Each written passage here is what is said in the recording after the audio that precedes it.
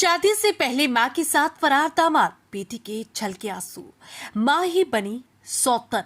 बेटी की शादी से 8 दिन पहले दामाद संग फरार हुई सास, बेटी के छलके आंसू। मां ने ही अपनी बेटी का घर बसने से पहले उजाड़ दिया। वो होने वाले दामाद से एक दिन में घंटों घंटों बात किया करती थी।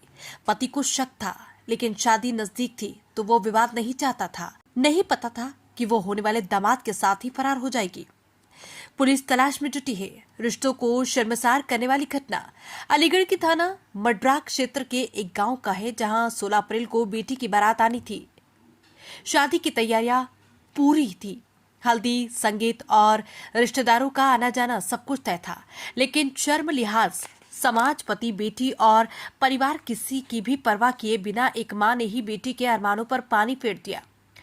बताया जा रहा है कि दामाद अपनी होने वाली पत्नी के बजाय अपनी सास से 12-12 घंटे बात किया करता था। पति अपने परिवार का पेट पालने के लिए बेंगलोर में मेहनत मजदूरी करता है। बेटी का कहना है कि मेरी मां ही मेरी सौतन बन गई और 8 लाख के पैसे और जेवर लेकर मेरे होने वाले पति के साथ भाग गई। वो रात भर उसके साथ बातें करती थी और अब दोनों लापता है। मुझे इंसाफ चाहिए। बेटी ने अपनी मां के खिलाफ कार्रवाई की मांग की है। फिलहाल थाना मड्राक में गुमशुदगी की शिकायत दर्ज कर ली गई है। उधर फरार महिला के पति और लड़की के पिता जितेंद्र ने बताया कि मेरी लड़की की शादी 16 अप्रैल को तय थी। लड़का मेरी लड़की के बजाय मेरी बीवी अनीता से बात करता था। मैं बेंगलुरु में काम करता हूँ। वो लगातार दामाद से बात कर रही थी। मुझे शक था, लेकिन शादी नजदीक आ गई थी। मैंने कुछ कहा नहीं। वो दिन रात घंटों बात कर रही थी। अब वो फरार है तो मैंने गुमशुदगी की रिपोर्ट लिखवाई। मैंने पत्नी को कई बार फोन किया, लेकिन उसने फोन स्विच ऑफ कर लिया। वो लड़का ही मेरी बीवी को लेकर फरार हुआ है। 3.5 लाख का कैश और 5.5 लाख के जेवर लेकर गए हैं। मैंने जब लड़के को फोन किया तो उसने कहा कि मेरे पास आपकी पत्नी नहीं है, लेकिन जब मैंने बहुत जोर दिया तो उसने कबूल किया और बोला कि तुम्हारी शादी को 20 साल हो गए, तुम इसे परेशान करते हो, अब उसे भूल जाओ।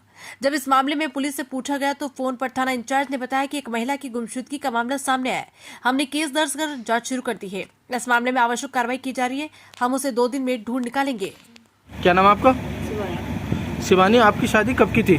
16 अप्रैल की। कहाँ होनी थी शादी आपकी? शर्रा दादो के पास पौनी गाँव। क्या नाम था लड़के का? लड़के का नाम था राहुल। अब क्या मामला हुआ है? जो मामला ये हुआ है सर, 3-4 महीने से उनकी कॉल चल रही थी। किसकी कॉल रही थी? राहुल की और मेरी माँ की ठीक।